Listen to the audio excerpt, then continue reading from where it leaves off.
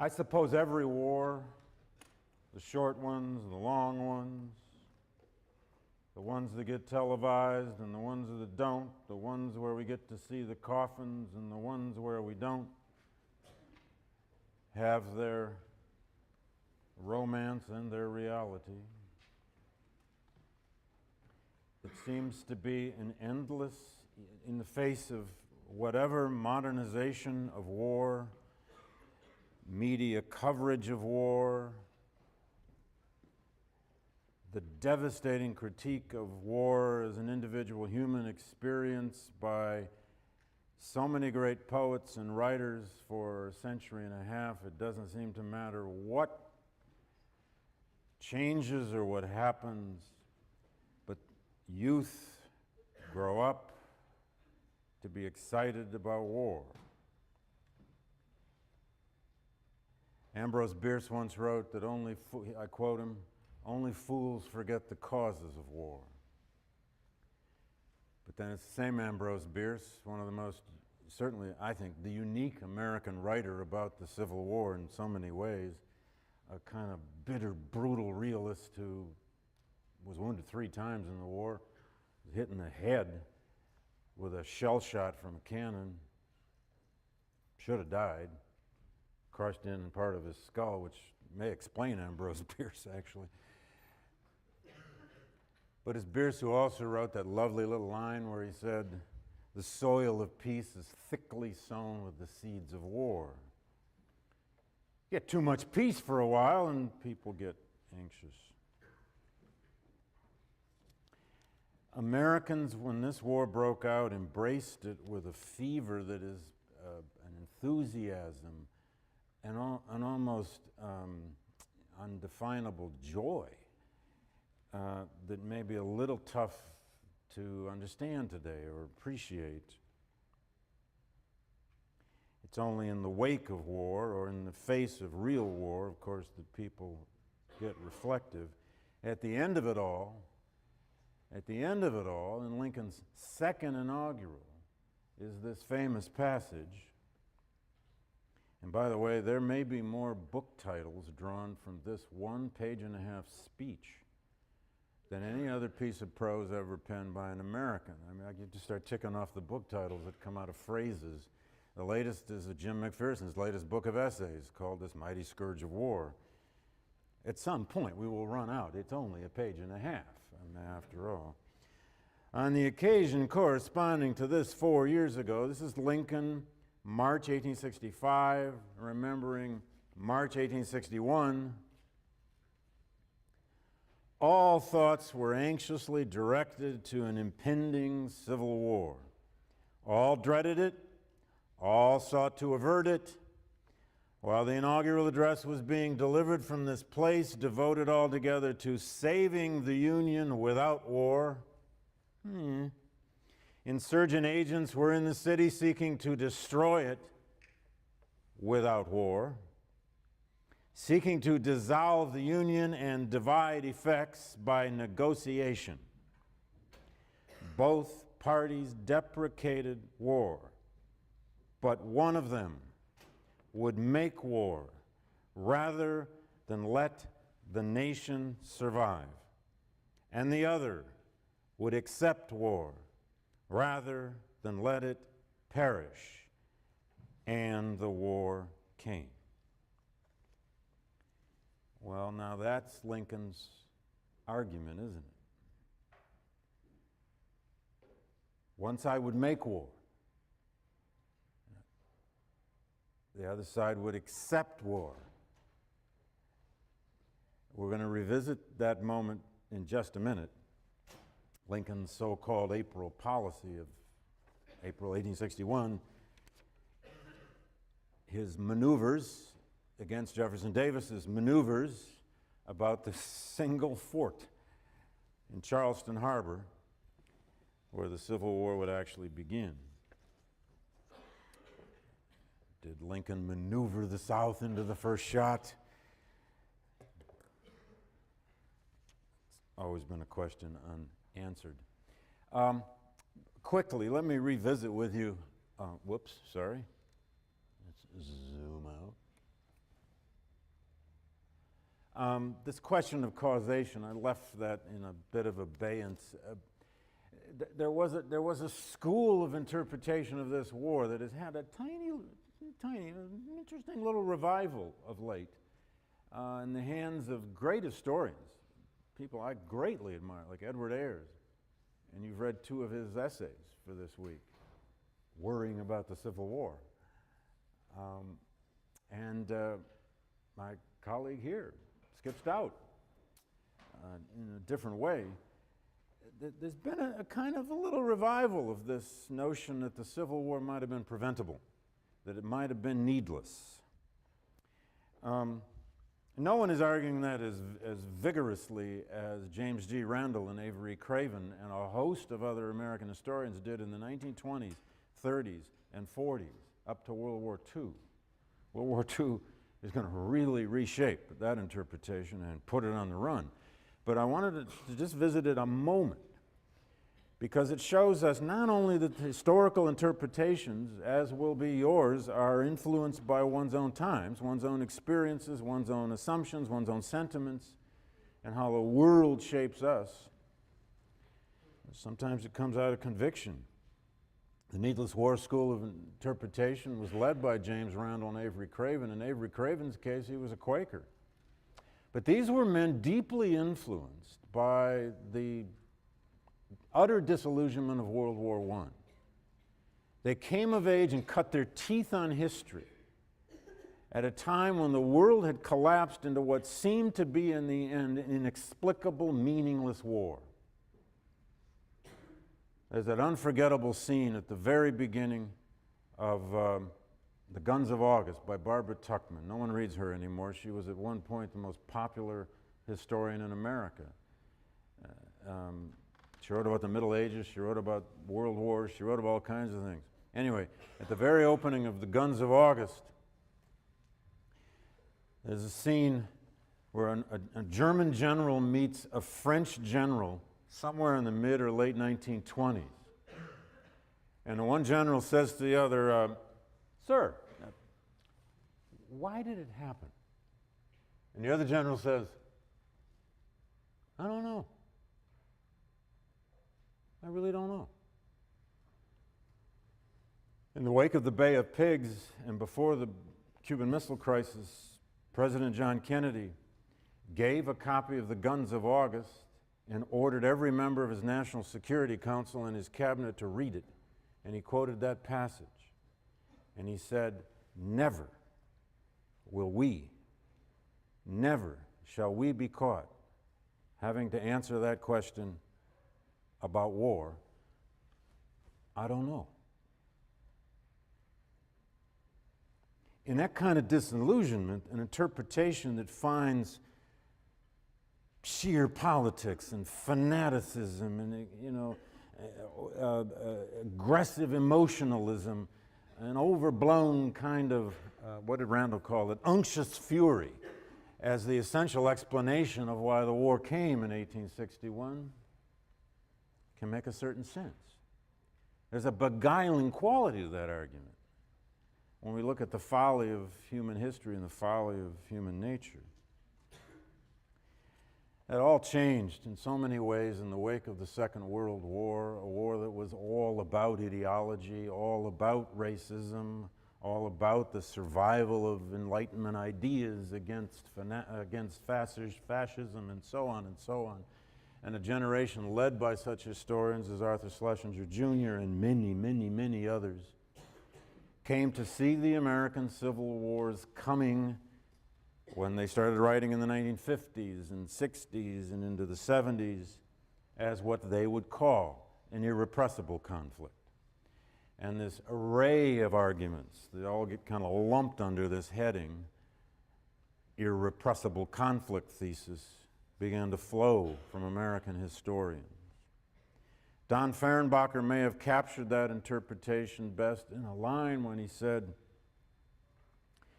"The Civil War came and it was fought to bring," how did he put it, to bring great national progress at great national cost.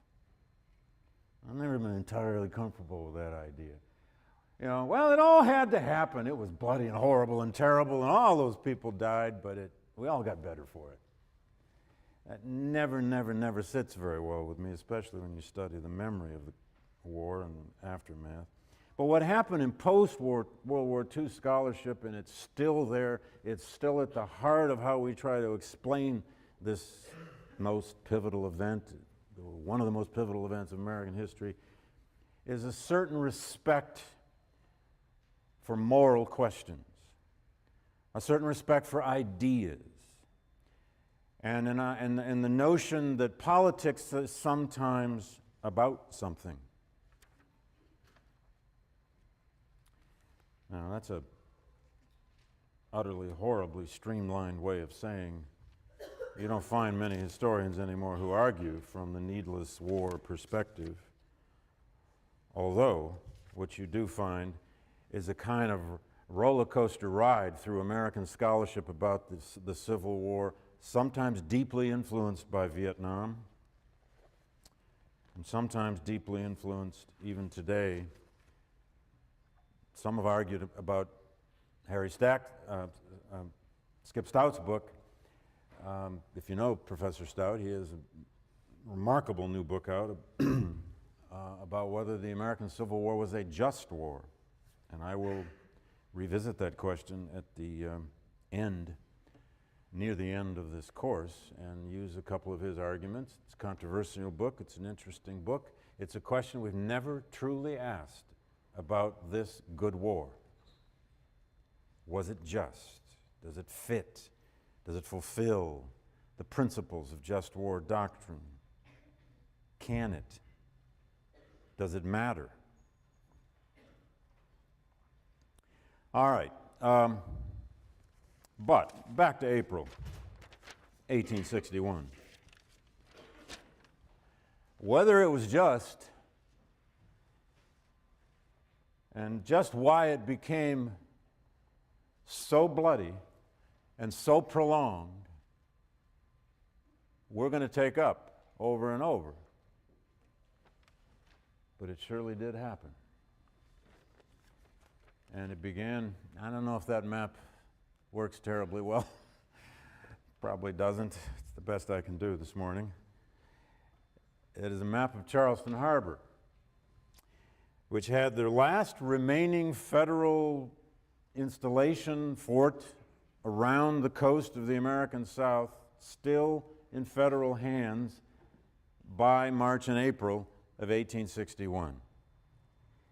The 7 states of the seceded South, the Deep South, had begun to seize coastal forts. They'd begun to seize federal arsenals. They seized post offices, and they seized federal courts. Now, I guarantee you today, if you seized a federal court office building, and particularly if you killed anybody in the act, or if you took over a U.S. post office, I know nobody cares about post offices because you do everything online. You know, those people down there on Elm Street, such sweet people. The idea of somebody taking over that post office at gunpoint is not a thought. But if you did that today, I mean, you'd be in federal prison in no time, and you could be charged with treason. Now, we can come back to that issue of treason when the course ends, and revisit it if you want, about this war. But by and large, every federal installation in a seceded state, the 7 seceded states, had been seized by those states, Confederate states, except Fort Sumter. And Fort Sumter was a brand new fort. Oh God, it can't be more than 200 and maybe 300 yards across in diameter. It had just been built in the late 1850s as part of the coastal fort system. Big, huge, high stone walls, about 20 feet high. It sits out at the mouth of Charleston Harbor here. It is nearly a mile from Fort Sumter to the tip of the town of Charleston, which is here. from the Battery Park in Charleston to the fort is nearly a mile. You can almost not see it. There is today a monument. I wish I had a slide of it to show you. It's one of my favorite, for strange reasons, Civil War monuments. There are thousands upon thousands of Civil War monuments. Many of them are so generic you don't even notice them. This one you notice. It's right at the tip of Battery Park in Charleston, where they used to hang pirates. It looks right out at Fort Sumter. It was put up in the early 20th century. It's a Confederate monument of a winged Roman soldier. I think Roman because the helmet, I'm told, is Roman. He's some combination of a winged creature and a soldier. He's about 4 times the size of life. He is looking out at Fort Sumter. And the inscription around the bottom says, to the defenders of Charleston, quote, "Count them happy who for their faith and courage endured a great fight." I'm going to repeat that. Count them happy who for their faith and courage endured a great fight. On our monuments of this war, almost all of them, you will find almost nothing about what caused the war or even about what its consequences were. Almost all of them. It was just a great fight. And the dead are happy. Well, what to do about Fort Sumter? In his first inaugural of March 4, 1861, Lincoln promised, he said, promised to, quote, hold, occupy, and possess remaining federal property. Now think about it. If Lincoln and the Republicans are going to make a stand against secession, and once he finally comes into office, and by the way, the day he entered office, all that federal property had been taken by those 7 states. It's already done. He inherits this situation. Now, he could have backed away and continued to try to negotiate, and there was a compromise negotiation under John J. Crittenden, a Kentucky senator in Washington, for a while going on in late February. It never came up with anything new. They were going to try again a geographic boundary out in the West with slavery, although don't forget the Dred Scott decision that declared that illegal. They were going to try to rev up something again about fugitive slaves to satisfy the South.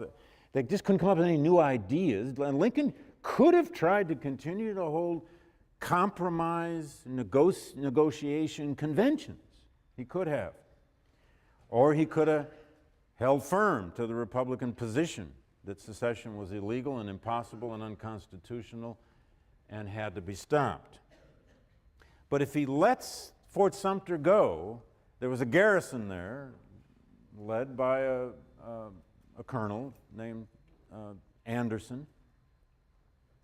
If he just lets it go, in effect he's saying, well, maybe all that seizure of federal property is legitimate.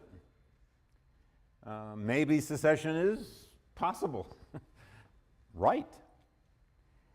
It was about the only place he could have taken a stand if he was going to take a stand. Well, Lincoln was buying time, and he took a whole month of time before he acted. He was hoping for what he called privately, quote, voluntary reconstruction. He was hoping for saner minds in the South to a Union spirit in the South to somehow take hold. And there's much been said over the years about Lincoln overestimating Union sentiment across the South. He may have indeed overestimated Union sentiment, but there was a good deal of it. There were a lot of frightened people in the upstate counties of Virginia and Western Virginia, in Western North Carolina and Eastern Tennessee and Northern Georgia. Those Unionist pockets of the South were scared about this because they have to make terrible decisions now. If this goes to war, who do they go with and stay home?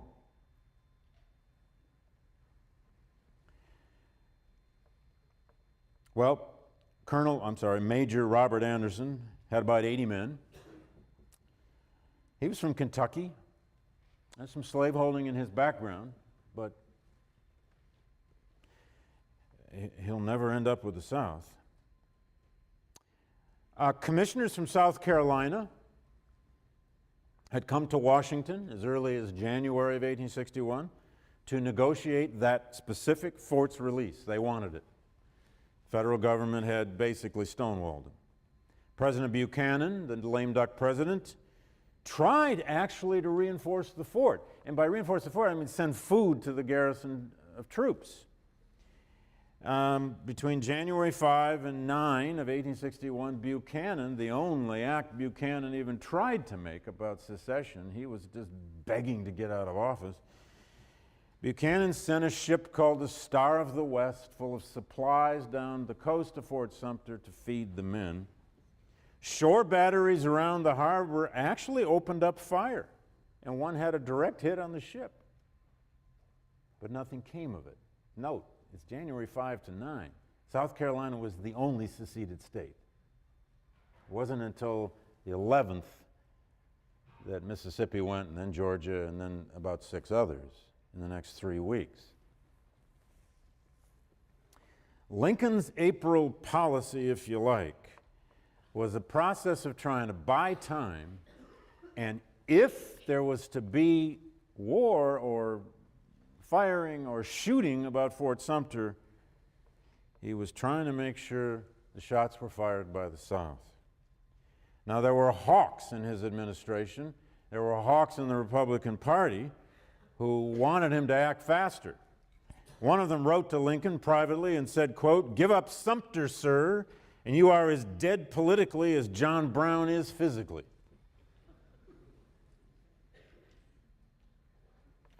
Newspapers across the North, strongly Republican newspapers, started to print headlines like, "Do we have a government? Wanted a policy." Or, "Come to the point, Mr. Lincoln," and so on. People were ready now. Do something. Now, his Secretary of State, duly appointed in great part, as Doris Kearns Goodwin has shown and argued in her recent best-selling book, Team of Rivals, was William H. Seward, Lincoln's principal rival for the nomination of the Republican Party. Lincoln not only put a few of his enemies in his own cabinet to control them and use them politically, he in the end made an absolute best friend out of William Seward, but not yet. Seward was a dove on this. Seward wanted to negotiate. He urged evacuation of the fort, and then he said leave the door open to voluntary reconstruction as it might take hold around the South, as Southerners might see that this new Lincoln administration was willing to talk. And that isn't all that Seward did. Seward launched a crazy plan to declare war on Spain and France to direct America's attention outward to the world and therefore cause national unity. Wag the dog, right? You see the movie? Let's just go to war with Spain and France, and all those crazy Southerners will realize, oh, the nation is at risk. Lincoln immediately rejected this idea, although unfortunately it got out there and foreign ministers of Spain and France needed explanations. Thank you very much. Seward also made private promises as Secretary of State to Southerners that Sumter would ultimately be evacuated. Just hang in there, just wait. And when Lincoln found that out, he said to Seward, in effect, "Shut up." Now, Lincoln tried in his approach to Sumter to separate reinforcement of these troops, a military act, from provisions, a humanitarian act, and he wanted to stress the latter. He notified finally Southern officials. He never referred to them as Confederate governments. He just notified South Carolina, he said, that he was going to send food and provisions to hungry soldiers. Now, who could be against that? He's going to feed some people. He called it a mission of humanity, bringing food to hungry men, quote unquote. But the Confederate leadership took this as a direct challenge, and Lincoln did indeed send a ship down the coast about the 8th or 9th of 6th or 7th of April, 1861, and the prolonged suspense finally came to an end. That one ship was provisioned with food. Now, the truth is there were some arms and some weapons in the hold as well.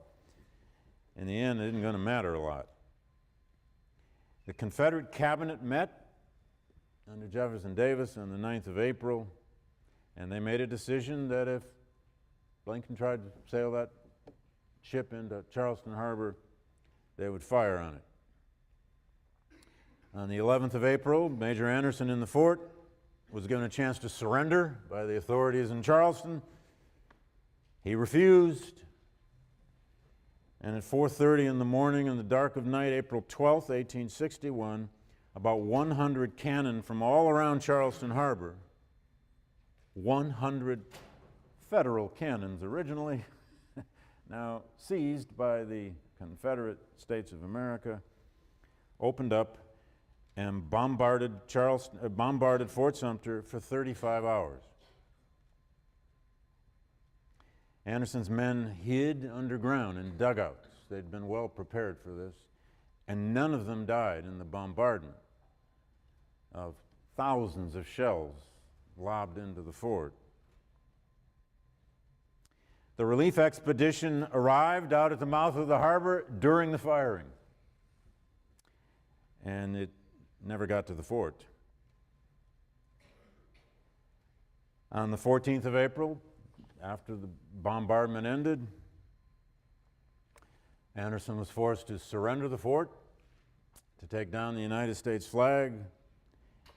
A brand new Confederate States flag with stars and bars was put up. And then Anderson's men held a gun salute, 21-gun salute, and the first casualties of the war occurred when 2 of Anderson's troops were killed when a powder keg blew up because it was too close to one of the muskets. 4 Aprils later, 620,000 dead and 1.2 million wounded. The flag will go back up at Fort Sumter. On April 14, 1862, it'll be attended by William Lloyd Garrison and 3,000 freed people. But that's a long way away. The day after the firing on Fort Sumter, all across the country, the headline was war. And Lincoln sent an executive order not declaring war. Lincoln's position on this was clear, to him anyway, that no nation can declare war on itself. He never accepted secession as legal or constitutional or appropriate. But he called for 75,000 volunteers to, quote, put down a domestic insurrection. And in the Constitution, the President of the United States is given control over the military to put down domestic insurrection. He called it a rebellion.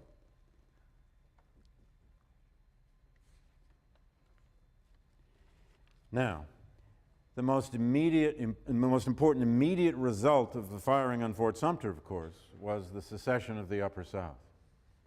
Part of the Upper South. Where's my map? Well,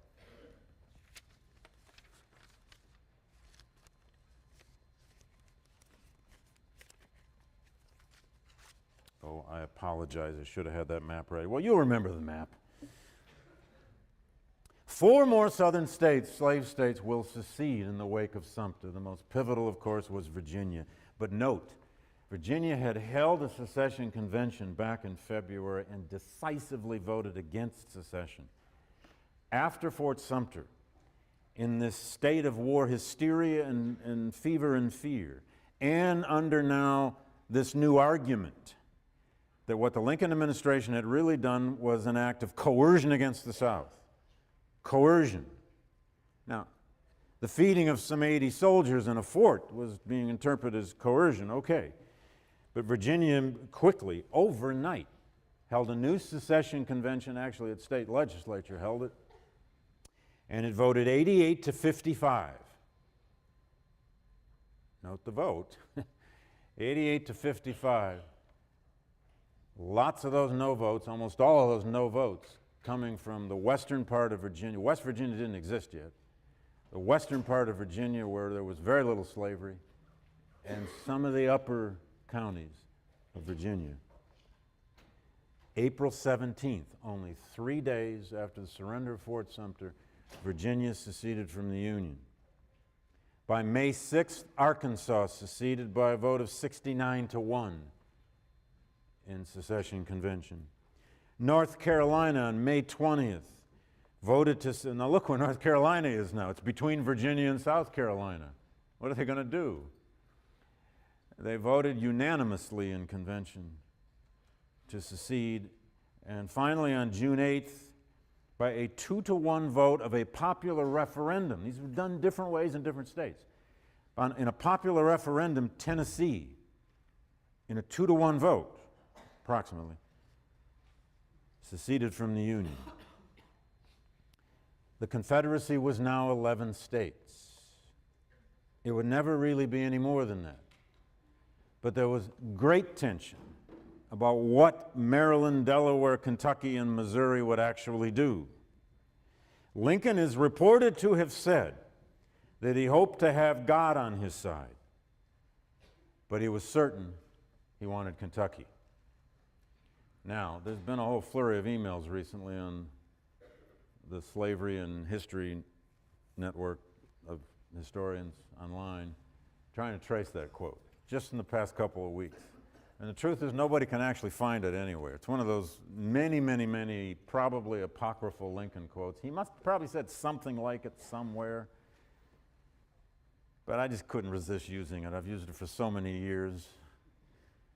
So, footnote, might be apocryphal, okay?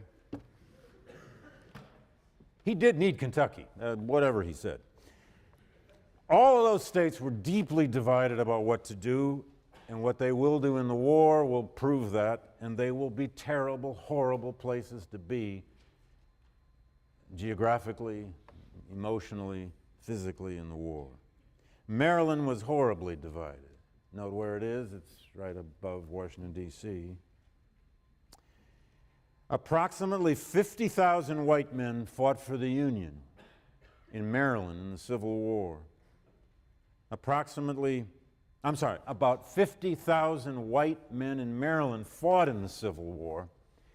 30,000 on the Union side, 20,000 on the Confederate side, and of those 30,000 on the Union side, 9,000 of them were African Americans. Kentucky had about 50,000 men fight for the Union, and about 35,000 men fight for the Confederacy. And per capita, Kentucky produced more African American soldiers for the Union Army than any other state, 24,000 total. Missouri, the numbers are even greater. In Missouri, about 80,000 men fought for the Union, about 30,000 fought for the Confederacy, and there were about 3,000 that weren't on either side. They were guerrillas looking for the best payday. Early versions of Jesse James without ideology. Later, Jesse James got real ideology, though. That's another story. And folks, especially in those states, this was immediately, you've heard all the cliches about how it was a fratricidal conflict and a brother's war. Immediately, it was a brother's war. And thousands of families in April and May and June of 1861, brothers and fathers looked each other in the eye and had to decide what they would do. Henry Clay had 7 grandsons in Kentucky. 3 fought for the Union and 4 fought for the Confederacy. John J. Crittenden of Kentucky, he's a senator of the Crittenden Compromise efforts in the secession winter. had one son who became a general in the Union Army and one son who became a general in the Confederate Army. Both survived, and I've always wanted to know about Crittenden family reunions, but I've never looked into it. Mrs. Lincoln, Mary Todd Lincoln, who was, of course, born and raised in Kentucky, had 4 brothers who all fought for the Confederacy, and 3 brothers-in-law who fought for the Confederacy. It will lead later to all kinds of charges, well, some charges about treason against her and so on, sympathies for the South and so on and so on. John C. Pemberton from Pennsylvania became a Confederate general and was ultimately the general who surrendered Vicksburg to Grant in 1863. George Thomas was Virginia born, old slaveholding family, but he never resigned his commission, and he became known as the Rock of Chickamauga. The Union general who won the Battle of Chickamauga was a Virginian. And these stories go on and on and on. There's the story of Clifton and William Prentice. One of them fought in the 6th Maryland Infantry, a Union regiment. The other fought in the 2nd Maryland Infantry, a Confederate regiment. Both were wounded at Petersburg on April 2 on the same day, 1865, in the last week of the war, and they died in cots right next to each other in a field hospital. And the list goes on and on. Now, when people went to war in 1861, what did they say they were doing? What did they say were their aims? What were their reasons? We have thousands of diary entries and letters and editorials and all sorts of things to draw upon. But on the northern side, what you find that summer is not only the sense that this will be a short war, and that's a preface worth pointing out, but people would say over and over they were fighting for the flag, they were fighting for the Union, they were fighting for the Constitution, they were fighting to save the Republic, they were fighting to, quote, save the government. And you keep hearing those phrases and you keep thinking, oh man, these are abstractions. What were they really doing? You keep reading and you keep hearing them say the same damn thing. Well, there's a lot of good scholarship on this now that shows us that in 1860s America, the U.S. Constitution was important to people. They saw it as a kind of protection. They saw it as a source of social order. They saw the American nation as now something they were directly experiencing. Millions were directly experiencing the government as never before in those debates of the 1850s. And as I've said before now, voter turnout just zoomed in the 1850s to 75 and 80% in each general election from 1852 on. Philip Paladin, in a marvelous book about this, has said that the Constitution and the government for so many Northerners was like a shield of protection. And that Southern secession now was not just a threat to this government, it was a threat to social order itself, and it therefore had to be stopped. A New Hampshire farmer who became a buck private in 1861 said, quote, "The question now is country or no country, liberty or slavery." There's a beautiful clarity to that, isn't there? Now, I don't know what he said after Bull Run or after Antietam or after Spotsylvania if he survived. A 50-year-old railroad contractor named Robert McAllister threw down his lucrative job in 1861 and enlisted at age 50, quote, "To help us put down this wicked and unjustifiable rebellion.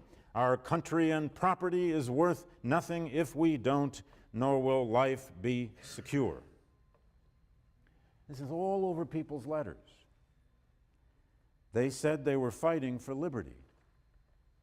Of course, so did Southerners. Now, another argument here, and again, Phil Paladin has made this better than anyone, I think, he's argued that Southerners and Northerners have sort of come to view the U.S. Constitution, this document we live under, in different ways. That Northerners had come to see the Constitution as a kind of protector, much violated now by Kansas-Nebraska Act, Dred Scott decision, etc. Whereas Southerners had come to see that Constitution more as a destroyer, as something to fear, that might, if the wrong people get hold of it, begin to attack or erode their society. There were a lot of people, particularly in the North, but then quickly in the South as well, who, when this war broke out, began to see it in terms of cosmic dualism, good and evil. God was entering history. Right away, Christian America began to interpret this in millennial terms. God had a quarrel with America. People start arguing, and they're going to really be arguing this after the enormous bloodshed of 62 and 63, when they have to try to explain why this is happening. They're going to say God has an appointment with America, and he's going to decide whose sins are worse.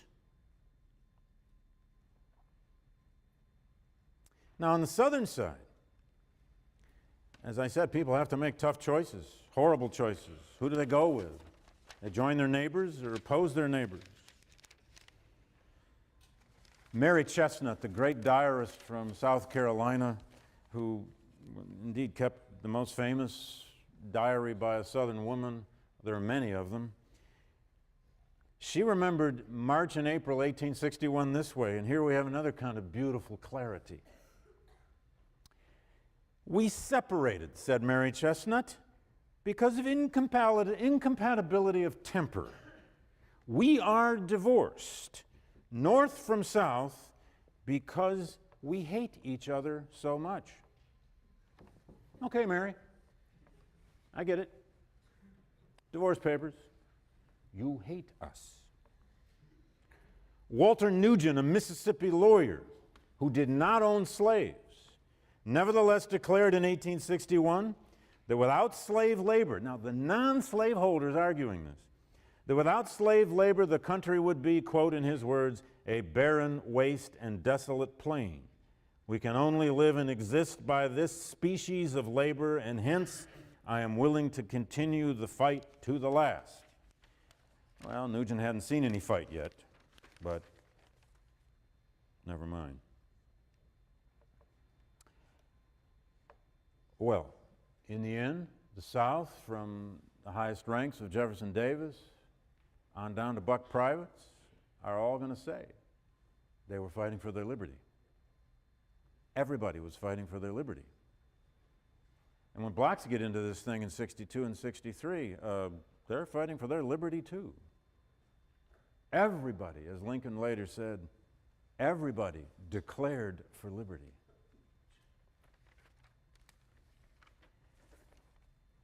Now, make no mistake, I love to quote my friend Uriah over there on the stone wall in Woolsey. And I walk every morning on the way over here to class, I go by and I rub my finger on his name for, I don't know, good luck or something. If I teach here long enough, it's probably going to wear off. But everybody in the Union Army wasn't a Uriah Parmalee. In fact, the vast majority were not going to free the slaves just yet. There's a story of a Yankee soldier in Virginia in 1861 who encounters a slave woman, and he's taken that woman's goods, and that woman said, "Well, wait a minute, aren't you coming here to help us?" And he answered her and said,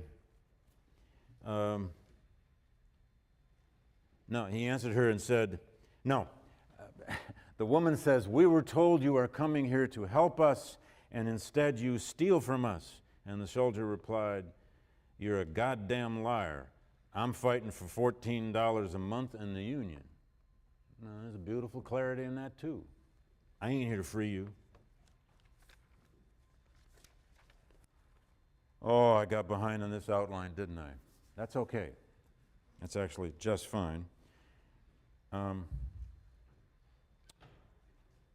When we resume next, don't leave yet. When we resume next Tuesday, I will talk a little bit about West Point And what happened at West Point when Union and Confederate, or Southern and Northern men begin to leave? And then we'll begin the war. We'll talk about comparative strengths and so on. But let me leave you for today and the weekend, if you don't mind, with Walt Whitman again. Whitman's opening poem of his immortal collection called Drum Taps, in a kind of agonizing way, may have captured what was in the heads of most Americans in 1861. To the drum taps prompt, he writes, the young men falling in and arming, the mechanics arming, the trowel, the jack plane, the blacksmith's hammer tossed aside with precipitation. The blood of the city is up, armed, armed, the cry everywhere. The flags flung out from the steeples of churches and from all the public buildings and stores. The tearful parting. The mother kisses her son. The son kisses the mother. Loath is the mother to part, yet not a word does she speak to detain him. War. An armed race is advancing. The welcome for battle. No turning away now. War. Be it weeks, months, or years, an armed race is advancing, and it welcomes it.